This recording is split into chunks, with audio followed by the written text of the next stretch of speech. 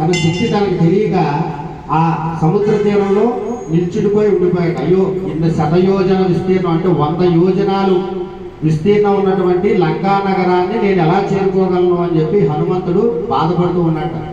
బాధపడినప్పటికీ కూడా ఈ వానరసేన అంతా కూడా ఆయనకి చెప్పి, నాయన నువ్వు మాత్రమే కార్యం చేయగలవు, ఎంతమంది వానరులు మేము ఉన్నా కూడా రాముడు నిన్ను మాత్రమే నమ్మాడు, రామకార్యం నువ్వు ఒక్కడవే చేయగలవు అని చెప్పి వాళ్ళందరూ కూడా హనుమంతుడికి చెప్పడం వల్ల ఆయన మహాబలుడుగా మహాకాయుడుగా ఎదిగి ఒక్క ఎత్తుతోటి లంకా నగరానికి చేరుకున్నాడు.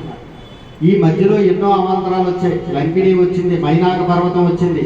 ఆ పర్వతం మీద కూర్చుని స్వామి కాసేపు సేద తీరు, ఈ పర్వతం మీద ఉండేటువంటి తేనెని తాగు, పళ్ళు తిను అన్నా కూడా ఆయన ఒకటే మాట చెప్పాట హనుమంతుడు, నేను రామకార్యం కోసం వెళ్తున్నాను, నేను ఏ కార్యం కోసం అయితే నేను తలపెట్టానో ఆ కార్యం పూర్తయినంత వరకు నేను ఏమి పుచ్చుకోనని చెప్పాట హనుమంతుడు. అంటే మనం ఎప్పుడైతే హనుమంతుడిని మనస్ఫూర్తిగా నమ్మి స్వామి నువ్వే దిక్కు అంటే మనకి ఏ కష్టం వచ్చినా కూడా కష్టం తీరినంత వరకు కూడా ఆయన వేరే పని పెట్టుకోడు. కాబట్టి అటువంటి హనుమంతుడిని మనం ఎంత చెప్పినా కూడా తక్కువే. అటువంటి హనుమద్ ఆరాధన చేయడం, అటువంటి వాక్ మనోబలస్థితి అంటే వాక్ పెరుగుతుంది మనకి పిల్లలకి. హనుమంతుడి